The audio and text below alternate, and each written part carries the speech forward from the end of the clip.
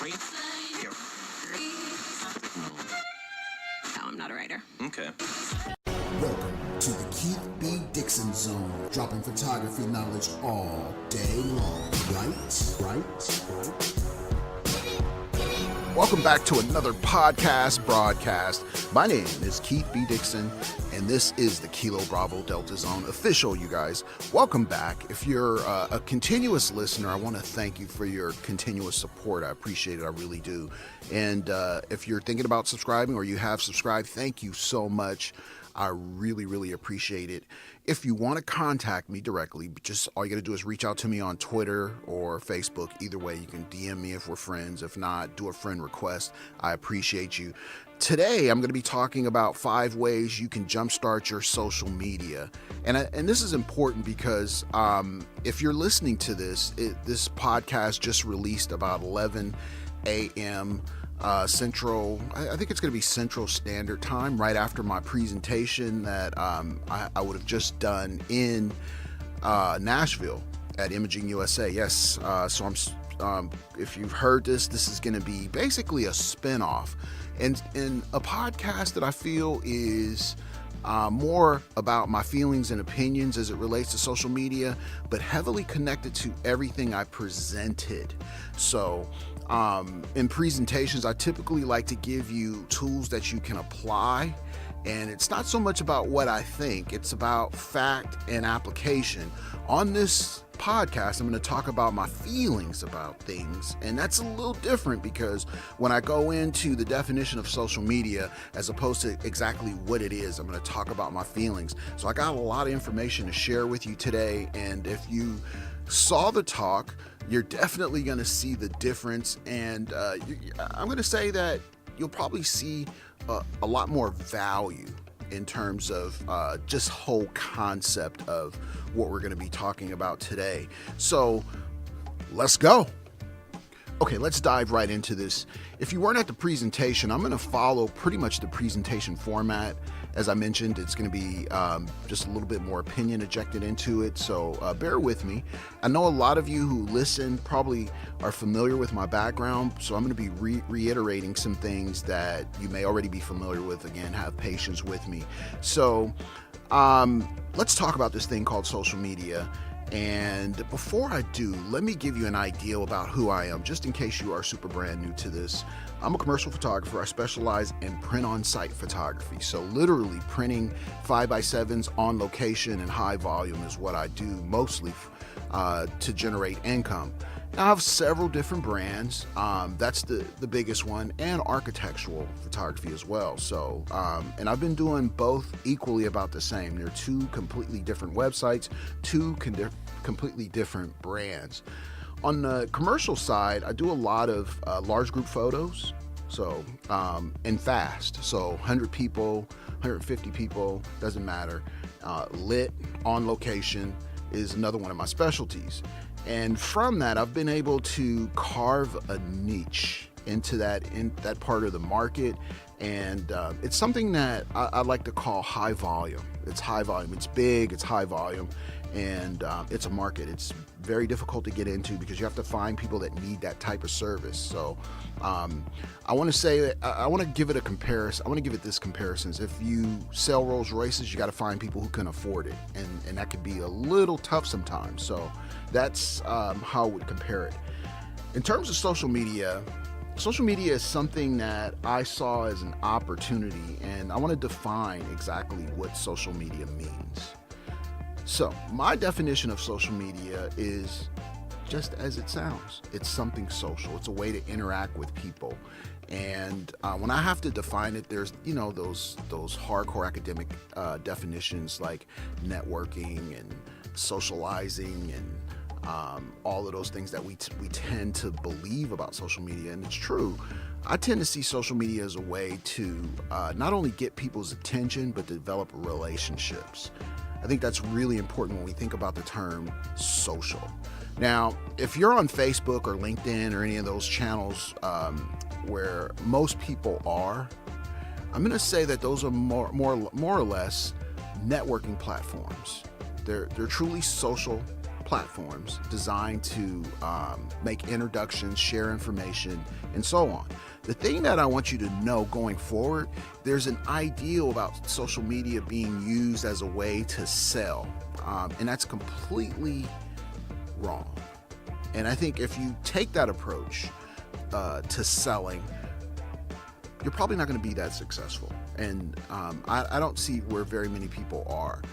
I know Facebook talks about ads and running ads, and there are people out there, because there's always an outlier. So if we were to perform some statistical analysis, there's always going to be some outlier there that's performing well, selling in a space that's not really designed for. So I'm not going to say that this is absolute, but I will tell you that if your primary objective is to sell people on the internet, you're fighting a losing battle right now. And here's why I believe that. Most people wake up in the morning and decide what they're going to do. And one of those decisions I can guarantee you is not to pick up my phone, jump on the internet, and see who's selling a product. Now, I wish I could tell you that I made this ideal up by myself, and that comes from my own personal experience. It does in a way, but I was actually watching a YouTube video from I'm going to say an influencer. I'm going to call Carlos Gil an influencer. I know he calls himself a creator, but because we're all influencers. He's a major influencer. I was listening to Carlos Gil on YouTube, and he says he does this exercise in his keynotes, and again, exercise meaning he's going to exercise that question. And he says, how many people wake up in the morning literally and reach for their phone and go to a brand's website? I'll use Nike as an example. Go to the Nike website and look at what Nike is doing first thing out the gate. Rarely. I mean, it's crickets. Most people don't really do that. And that's really, when he said that, I thought that was picturesque of how social media works, because it is. People use social media as a way to escape situations, and there's a psychology behind it. And I also heard this. People use social media to escape, to get away. Carlos Gil said this at work. Maybe I'm having a tough day. Let me go on Facebook and be entertained. Let me go on YouTube and be entertained. People are looking for feel goods, and that doesn't come in the form of an ad unless you're a shopper. Now, I'm going to contrast that, because remember I said people aren't, the internet's not really designed to be sold on. I'm going to contrast that. So you could say, Keith, that's being hypocritical. No, it's not being hypocritical. When I contrast it, it's going to be more or less, Keith, that was a great contrast. And I'm hoping that's the point I can make, because things are being sold on the internet, but we're going to talk about how and why they are. So these are the things that if you were at my presentation at Imaging USA, maybe I just didn't have time to really elaborate on, and this is where you're going to pick that up. So that's the point of this broadcast, and I hope I just gave you a good example of what's to come. Let's go into, I talked about the definition. Let's go into how to get started on social media. And that major point, that major introduction I just made coming into it, you'll see how everything I say after that really plays into it. So getting started, I want to give you a 3-step process that you should always remember. I'm going to call this the framework. The framework is important because if you follow the framework, you will never be confused about what it is you need to do. And it's really simply just 3 steps: format, type, and distribution. If you remember that, you will always be focused on how to structure your social media, and that's what's important. Now, let me give you the first one, the format. Format is, what are you going to put out? In what form? Is it going to be a blog post, a white paper, PowerPoint slides, email? Is it infographics? Is it academic? Are you doing video, audio? What are you doing? And why becomes the next question. And you probably heard me say in the presentation, what's your end game? Why are you doing this? Are you able to do it consistently? Are you able to do it regular? Is the production quality of standard? So what is the format? Is it graphically attractive? Because believe me, I see a lot of work out there. and it's just graphically, it's just terrible. Guess what? A person out there doesn't have a great product, but graphically they do. They're going to beat you out every single time. You're going to feel like the mouse in the room. They're going to be the big elephant in the room. So keep that in mind.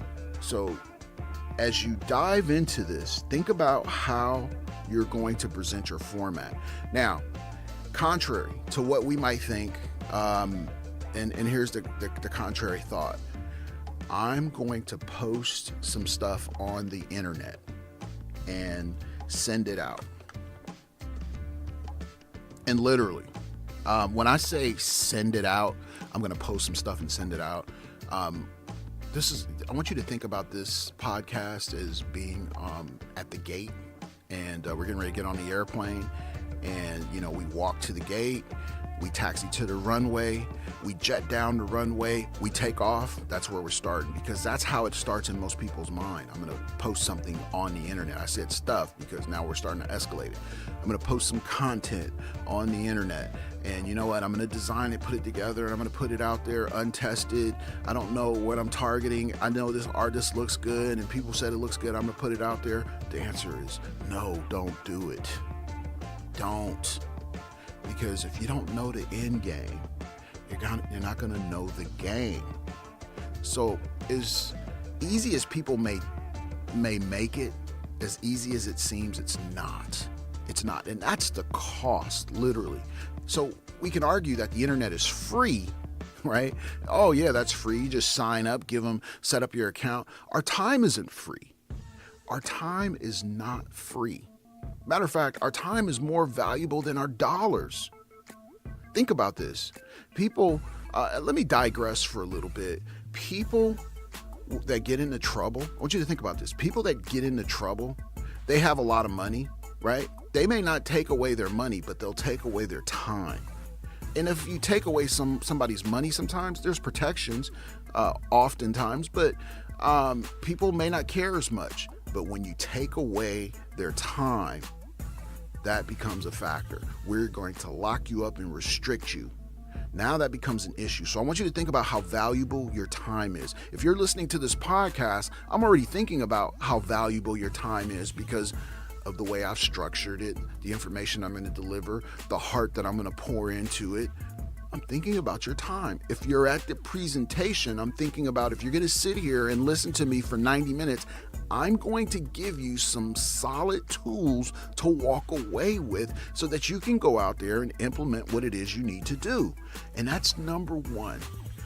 Understanding. When I say number one, it's the number one priority. Understand what your end game is and why you are doing it. So here's an example. Let's say you're going to do a blog post. Why? Are you going to do a blog post because people said it was popular? No, you're going to do a blog post because, watch this, when people see your post in social media and you put that link in there that says click through to my blog to read more, you have now captured that person, because when they click through, and you're going to, hopefully you were at the presentation at Imaging and you saw where I had used Bitly to create, to track and measure click-throughs.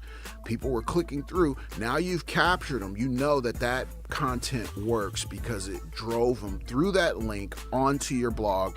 And now you can use Google Analytics and see exactly what that person did, where they went, how they entered, how they exit, how long they stayed. You are in total control. And that's something that you can't see on most all social media platforms. They give you blanketed information because guess what? If I give you all the analytics of everything that I know about the people that are logging onto your platform, what am I going to sell you? I want you to think about this. I get really passionate about this. So in creating the format, the thing that you have to understand is whatever format that you create your content in, if you own it, you are going to be king and queen of your universe, guaranteed. If you don't own it, the only thing I can tell you is pray to God or something, the universe, the spirit, whatever it is you believe in, because if that company goes south of north, your information is going right along with it. Now they'll tell you can download it, but what good is it at that point, because they are gone. And I'm going to give you a great example. As you guys may know me from being a live streamer and being on Periscope and I've got 19 million hearts on Periscope right now, 345,000. I forgot what it's called, 345,000 plus coins or whatever it is that they call it. I can't take it with me. I can't take those hearts with me. If Periscope goes under, so do my hearts. Think about that. Where does the community go? Well, now, if they leave, the community has now lost momentum. We're done. We have to reconvene somewhere. What if somebody's on a 1-month hiatus? They're not going to know what's going on. They're not going to know where it's at. They're going to have to find and dig. And that's the problem with format and not owning that format. But if you have a website or blog or some platform that you have complete control over, guess what? That's not going to happen, because you'll always have it. Now, we're always going to have to pay somebody for access to something. So let's just get that in our mind. The question becomes, how much access and what are we willing to pay for it? That's really the price. So how do you get started on social? The thing that I'm going to tell you is practice first. Practice first on getting a complete website. If you can develop a complete website, and there's all different kinds. Let's say you're not a photographer and website is, well, I don't have anything to put on a website. There are personal pages that you can develop. There are personal pages that you can develop of your own. Develop your own profile. Matter of fact, because I want to eliminate all the excuses, Adobe, if all you have to do is subscribe to Adobe, get you a hosting services are probably never going to go out of business. And if they do, you just download your pages and upload them to something else. Domain names, look, that's here to stay. Get you a personal page, develop it, put all your information on there, and put that out to the world and start building on that. It's really just that simple. People don't think along these lines enough. We want to be a part of what's popping. And look, let me share this with you. If someone is successful at something, they've probably found out where their niche is. Is there room for other people? Absolutely. But the question becomes, do you have the staying power? Do you have the experience, the knowledge, the forethought to do exactly what they did, or to do what they did, or to carve or walk that path? That question remains to be seen.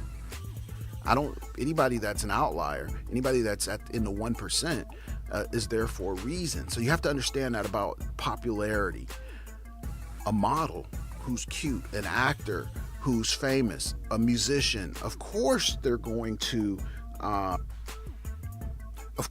attract a lot of attention. I mean, it's just normal. So when you see these people on social media and they have thousands of followers, or you see a photographer who shoots great images and they've got a lot of followers, the thing that I'm going to tell you is they're probably connected in some way physically to an audience. And that's what I've seen over the years. You take, for instance, an actor, you see him on TV, and that actor is popular on that TV show. There's a good possibility people are going to follow him right away. I can't tell you how many times I've actually seen a great speaker on YouTube, and I'm going to follow that person on their social media channel because I like what they said. I want to keep up to date with what they're talking about and what they're doing. That's the way social media works. I don't want to be sold. I just want to be informed. I want to be educated. I want to be brought up to speed. And that's how people use social media. So you got to be real careful, because what happens is typically we think of something that we want to broadcast to the world, and we just put it out there amongst all the other noise that's already there. And when it's noisy, no one hears anything. That's the reality of what we see today on social media. So if you don't have an audience or a sphere of influence, and you probably heard me talk about this in the presentation, in my talk, if you don't have a sphere of influence already, you probably don't have anything. It's going to be hard. So you've got to go out and develop that to get past challenge number 1, which is what we call channel noise. Each platform is a channel, and each channel has audio, visual, right? That's noise if there's a lot of it. And you have to try to figure out how to stand out amongst that noise, or not. Some people are really good at it, some people aren't. The thing that I'm going to tell you is typically most people will create something that an audience will grab onto and it'll multiply. You know, those are really those outliers. And you see that's changing right now. I mean, all the big stars of yesteryear are no longer the stars of today's years. Things change. The internet changes. Platforms change. It evolves. It's got to evolve. So what I was doing 2 years ago, I'm not doing now. I'm doing a completely different strategy. You guys know that I live stream, but lately I haven't, because you know what? It's time to do something different, because guess what? Things are changing. You can't do the same things all the time and expect a different result. I started podcasting. I love podcasting. Not because I love doing it, I do love doing it. I love podcasting because it gives people the freedom to listen to the content anytime they want, anywhere that they want. They can download it on their phone. It doesn't cost like live streaming does. Live streaming costs people their time. You got to sit there and listen to it.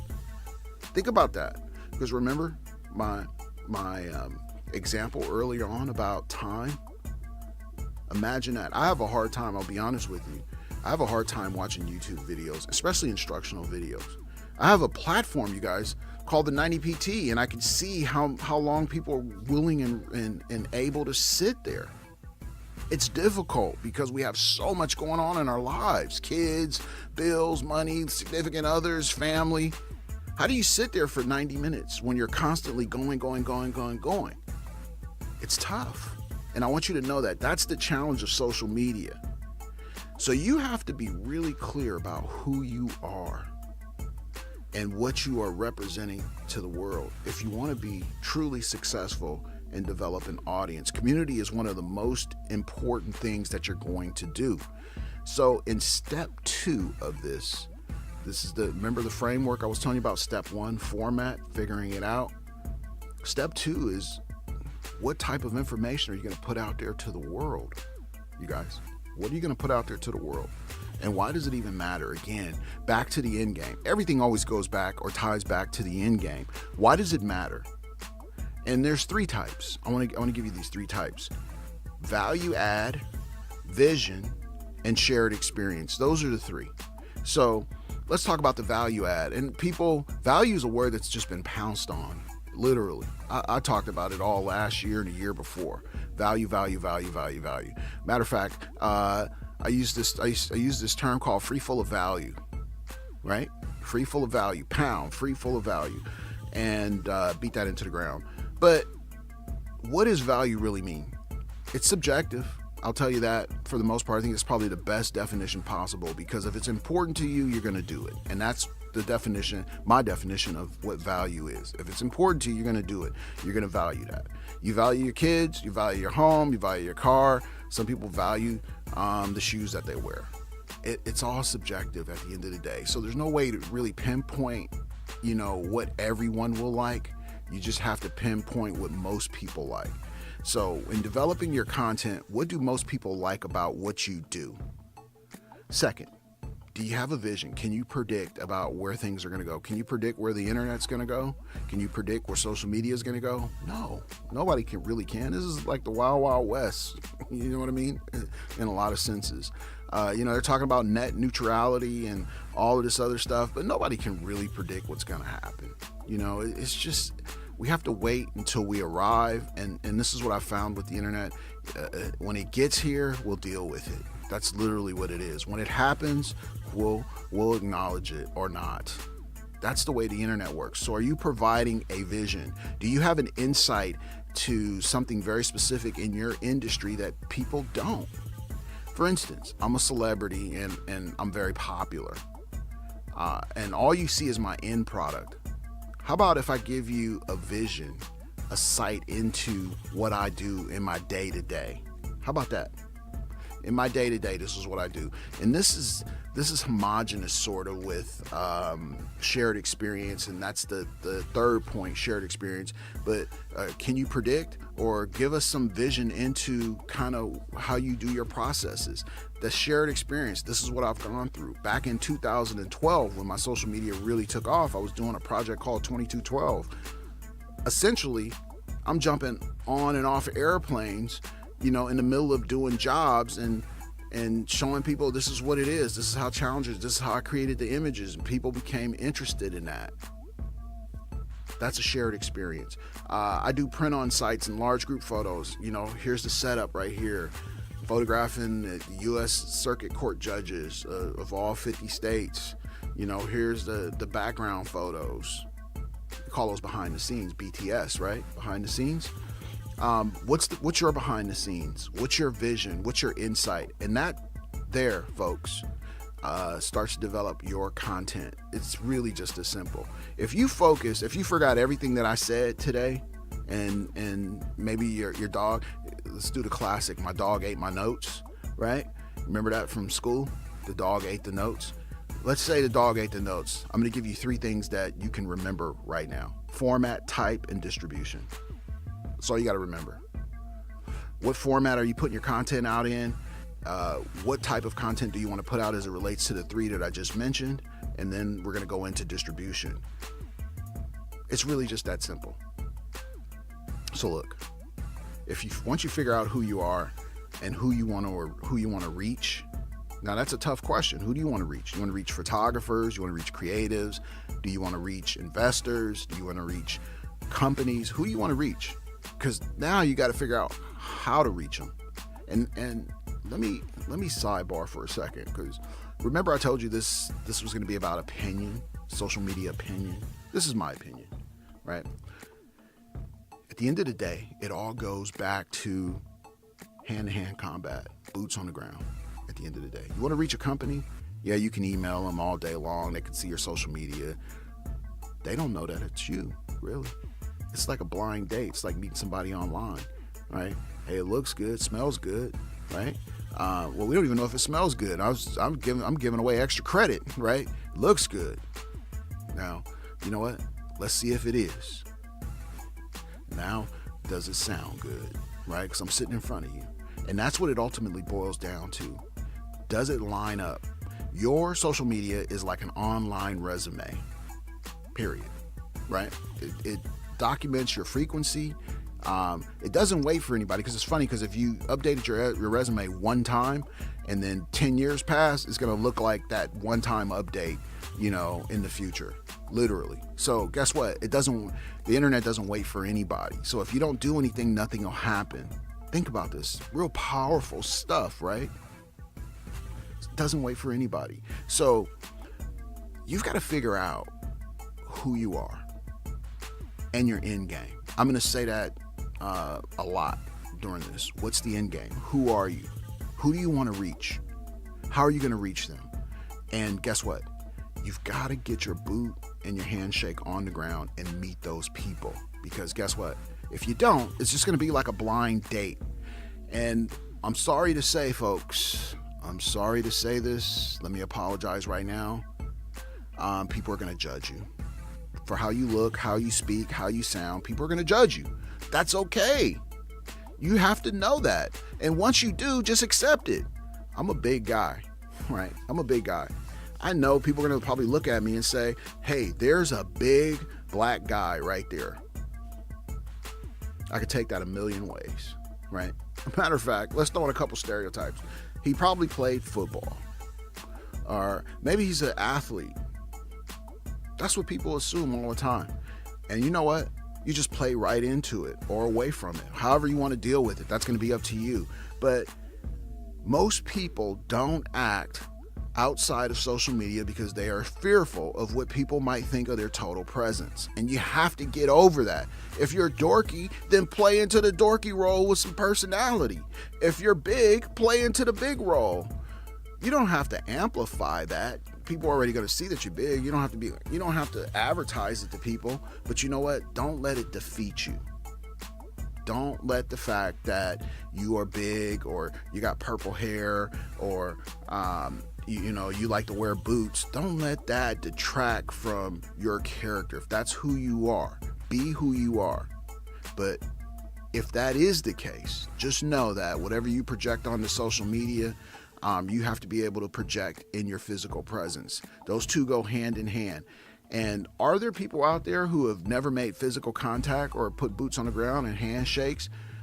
Do those people exist? I'm sure there's outliers. Remember, I said I can contrast. Anything that I say on here is not an absolute. There's no absolute. The only absolute is I know I'm gonna be hopefully talking in the next 30 seconds. That's how sensitive it is. So there are no real absolutes. There are outliers out there. There are people out there who can defy those. Absolutely. But a majority of people can't. So understand who you are, who you want to reach. Now, early on, you heard me say original content, your website, your blog. The one thing I didn't mention is texting people. Now, you're not gonna look. Let me put a disclaimer on this. You're not gonna text people ads, right? But you can send people text messages like, "Hey, this is Keith. I hadn't heard from you in a while. I wanted to touch bases with you. I hope everything is going well. I'll talk to you later." That is a form of networking. That's the power of your phone. I tell people to text me all the time. Hey, I understand if you don't respond back, it's okay. You can respond back with an emoji. I do it all the time. People, I don't have time to sit down and really type out a message. I'll send you an emoji to let you know that I saw you can see the read tag on the text, but just send them an emoji. Take the second out and do it. But texting is a form of networking. I text my clients all the time. So I want you to think about this. Your website, your blog. Now, just recently, I had an epiphany, a revelation, a rejuvenation. I don't know. I started posting these podcasts on my blog because I started thinking about, I got to drink my own Kool-Aid. You know what? Let me take this all the way back to the mothership. I'm going to see how that plays out. Because you know what? When you log on to hear this podcast, you're on a podcast platform that I'm paying for every month. But am I really able to control the statistics like I really can? If I get them to come over to my blog, I'm going to have more control. Let's see how that plays out. You get what I'm saying? Maybe I tie my blog into iTunes. I'm sharing my thought process with you guys so that you can understand that this is something that people really don't have a lot of control over. Just the platforms do. They have control over how your information is being seen. You don't, unless you have these platforms like a blog or a website or some page that you can totally manipulate yourself. You don't know. That's the interesting thing about this. Information is still being controlled, and if you don't use them, you don't. The thing that they do is they say, "Hey, look, there's you won't be discovered. You won't be seen." Think about this. Let's argue this point for a second. If you want to go viral, the first thing you'll probably hear is, "Oh, you need to create a good YouTube video. You need to be on Facebook. You need to be on Vimeo. You need to be here. You need to be there." But why do I have to be on that platform to go viral? Why can't it be, if you want to go viral, create a great web page and shoot it out to and post it on the internet somewhere? No, it's not possible.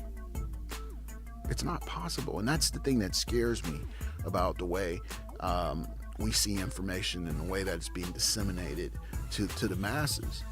It's got to go through a filter step, and that step is totally dependent on your sphere of influence right now as it stands. Will it change?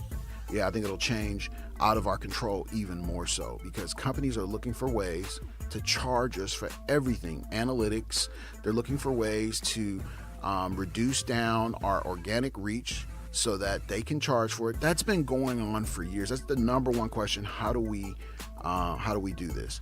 Now I want to shift gears and say, remember earlier I said, the internet's really not designed to be sold on. Remember that? I'm going to shift gears for a second. I'm going to tell you that just last year, I was working a conference for the retail industries, marketers, and all the companies that have marketing departments, online and traditional. We're probably at this conference. I mean, everybody was there. Every retailer I could think of was there. It was amazing to see all of these companies there, and I was blessed. Matter of fact, I wanted this job just so I could see what they were going to say. And I literally told them, hey, I'm real big on online social. I'd love to do this.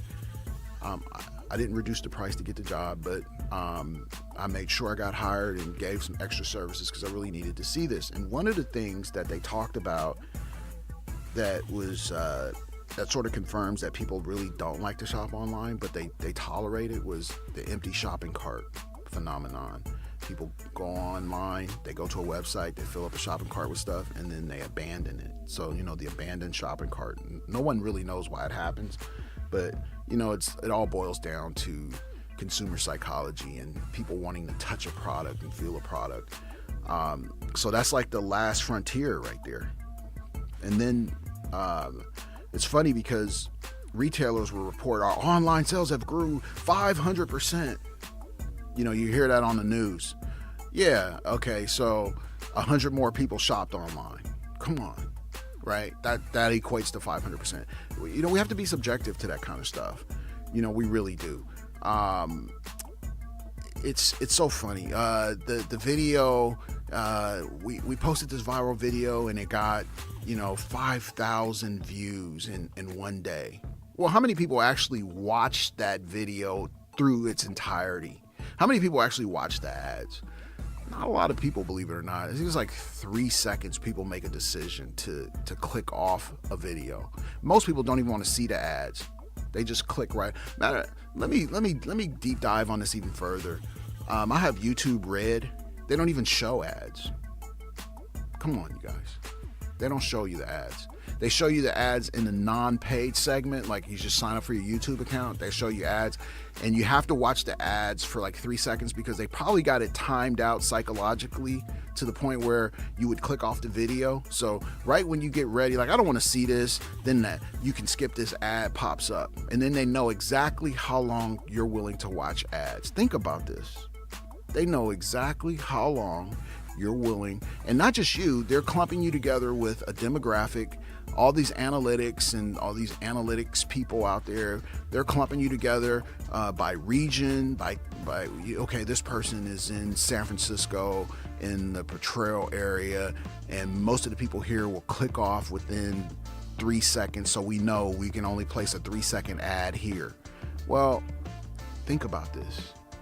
People here in this particular the Potrero Hill and the 300 block, I don't know if they have it narrowed down, like I'm doing this for dramatics, in the 300 block of Haight, they all watch toothpaste videos. So you know what, anybody that's selling toothpaste, we're gonna plug them into this demographic, and next thing you know, we're rolling. That's how deep it is.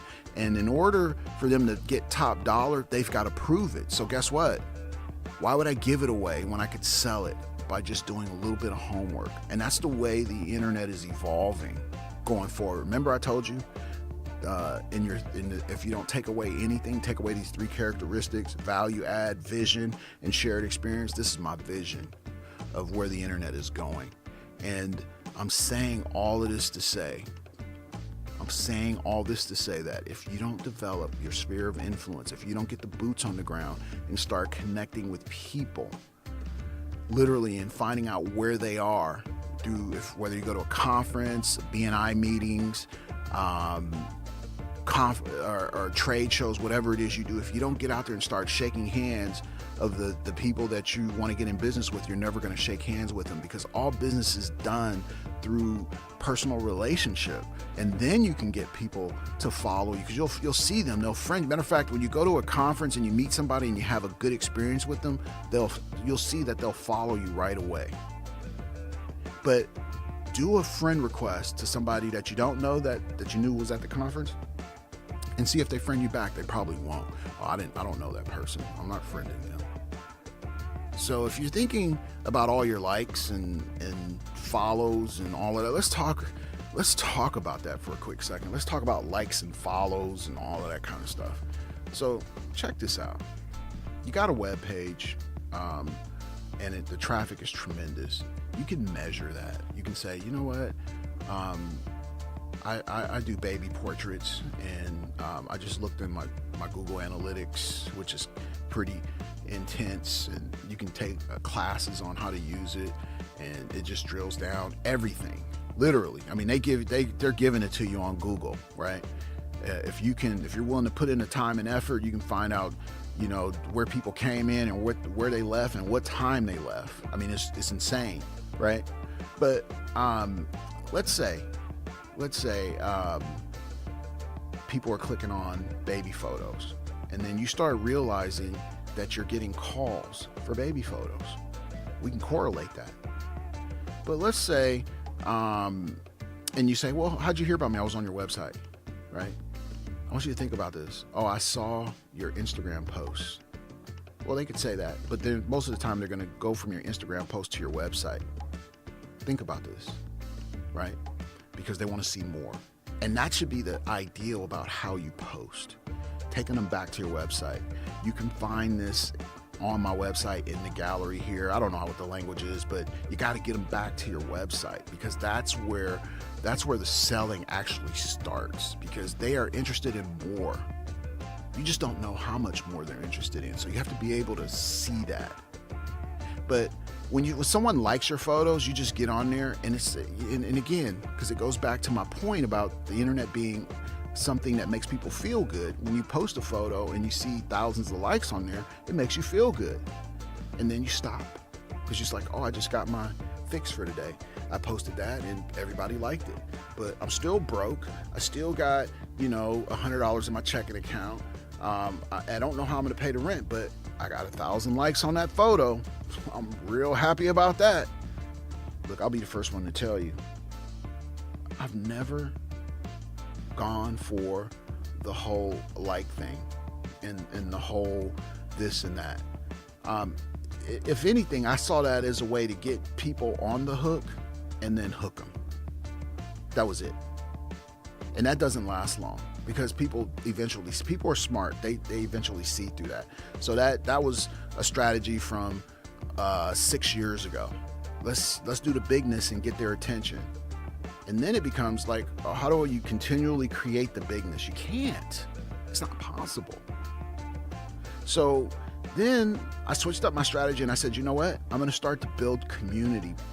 And when you start building a community of people, that's where the rubber meets the road. Remember I was telling you about value? Community is tied to the type. If your type is wrong, the community will be wrong. Community is tied to the type. You guys know I co-created it was called Exposure, CAS. I co-created that. That was all done through social media. That was my social media experiment. It was actually a 2-year experiment, you guys. 2-year experiment to see if I could pull, and this was my responsibility to the conference. There were other people involved and they had their responsibilities. My responsibility was to promote that conference. And I promoted it through social media, through community. And it worked. I went into a city where I knew no one but a few people. It wasn't like we had these, day-to-day contacts. I just knew a few people there and created this conference. Could I do it in any city? I'm going to probably tell you I could, because when we formed this in Detroit, the phone calls I got was, I don't know if I want to go to Detroit, Keith. Why are you doing it in Detroit? They're having bad times. I just got a lot of negative information about Detroit. And I was like, well, I think this is the perfect place. And it was.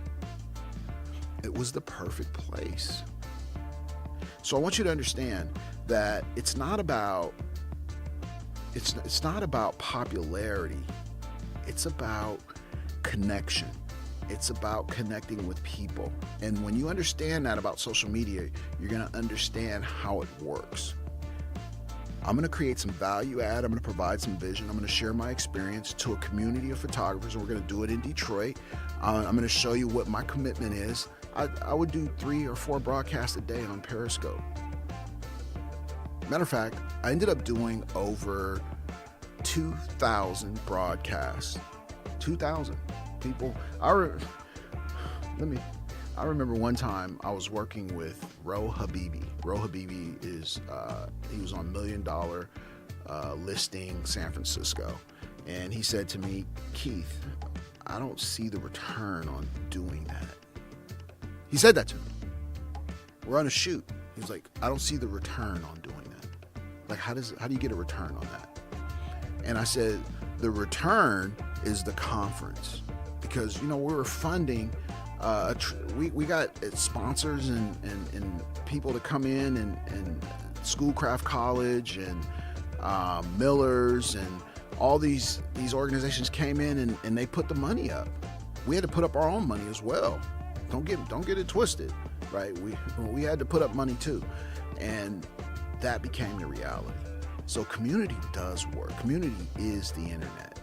It really is. Now,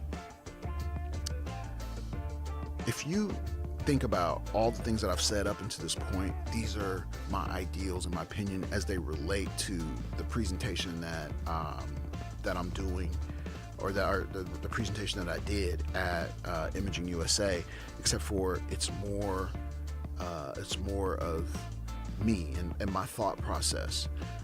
You may, hopefully, you may not agree with a lot of the points that I'm making, because these points sometimes they're based on what could happen, and that's, when we think about what could happen, we kind of default to what we know right now, and that may not line up with what I'm saying.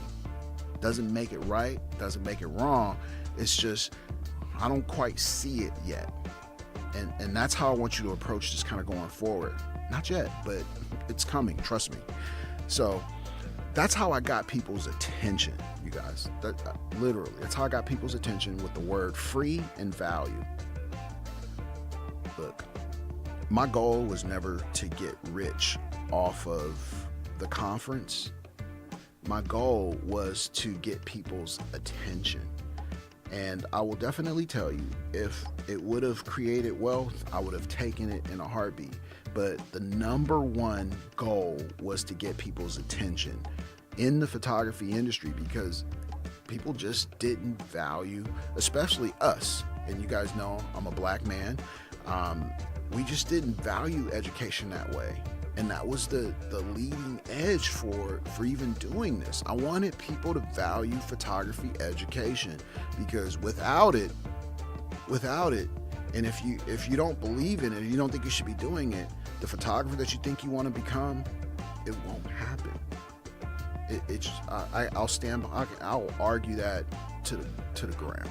If you are not a technically proficient photographer, if you are not a photographer who's going to study the craft and embrace the history of photography, you're not going to be as successful as you could be. I can argue that.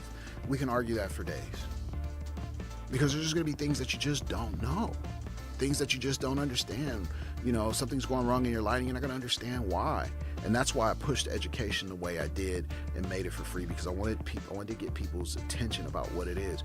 Also wanted to get the industry's attention about, selling on the platform, and, always making everything about sales and all that kind of stuff that we had became so used to seeing, as opposed to just educating us. Hey, we already paid money to come to this conference, teach us something. Jeez.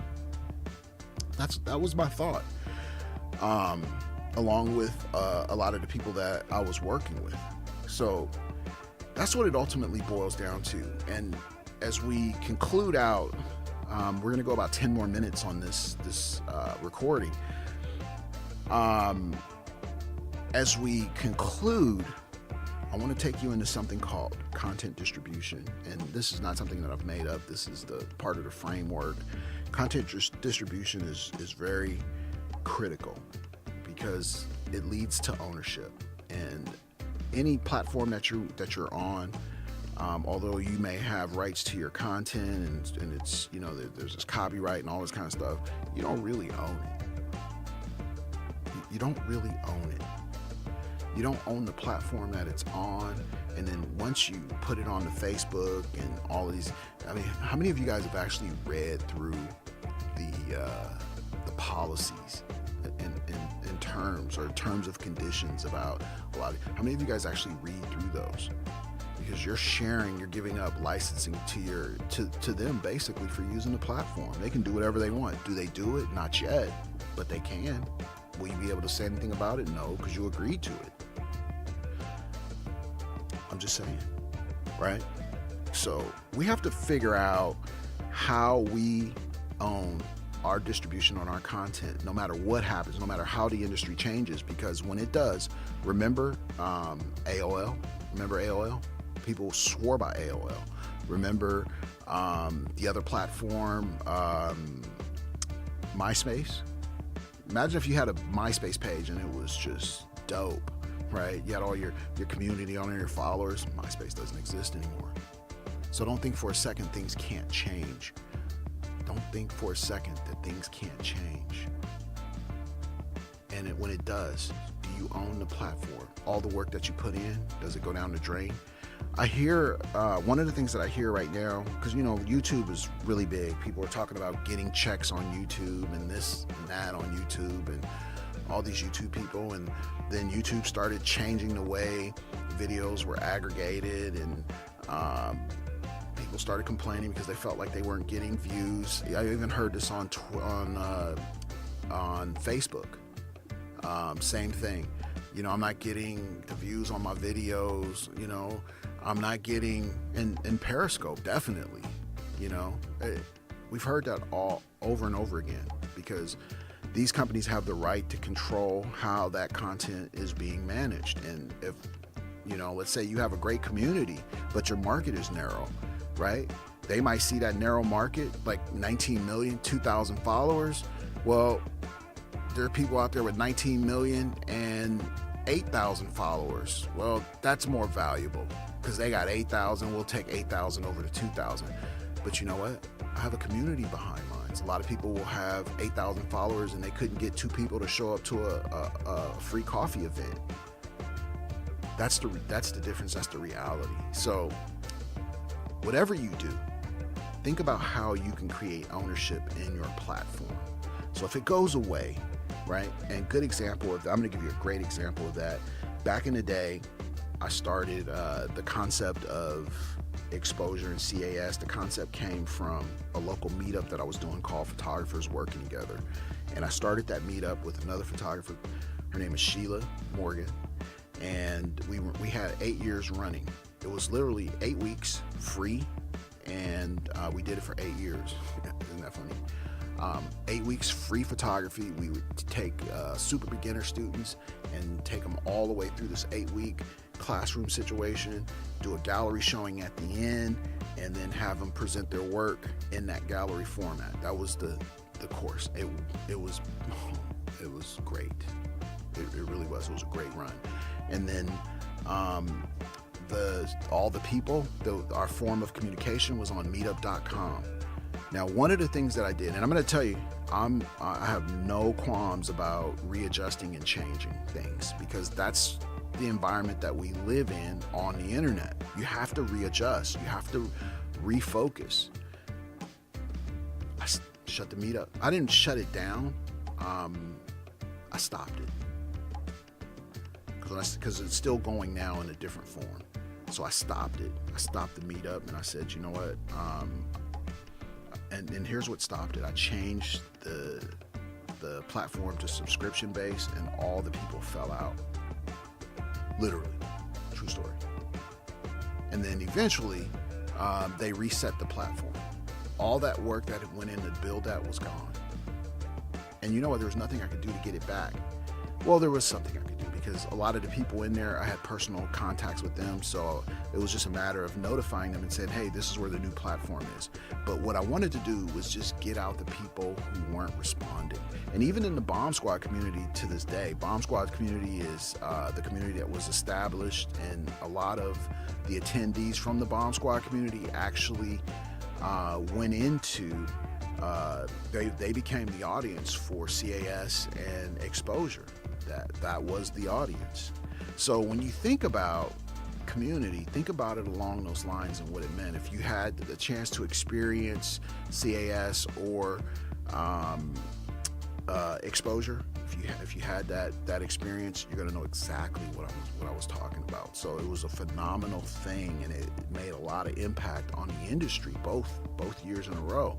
And I gotta tell you, I love that part of it. I love that the most, is that the impact that we had, because it helped me to prove that social media and community is one of the most viable aspects of social media. So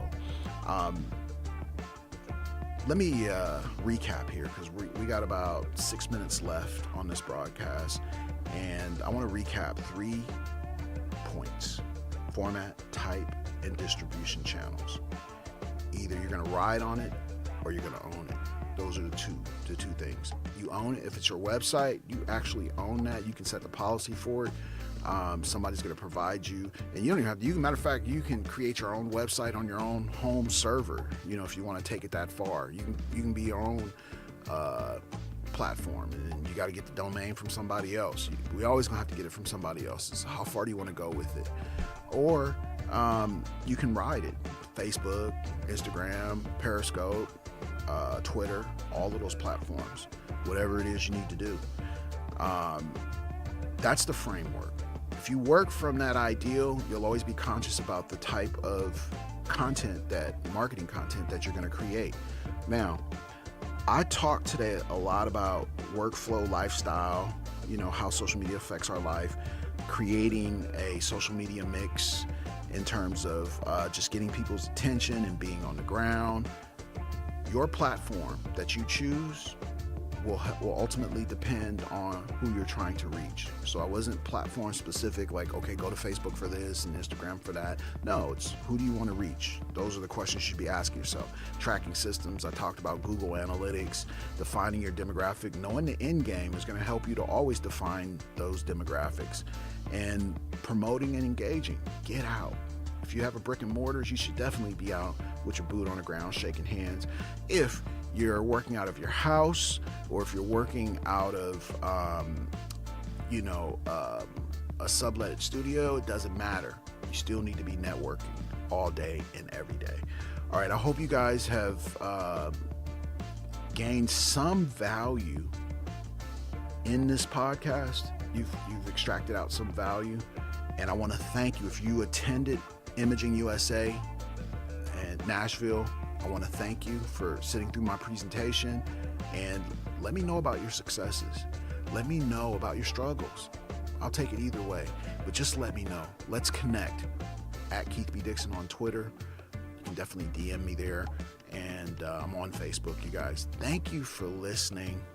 I appreciate you, and be sure to subscribe to the podcast every Friday, 7:30 Pacific Standard Time.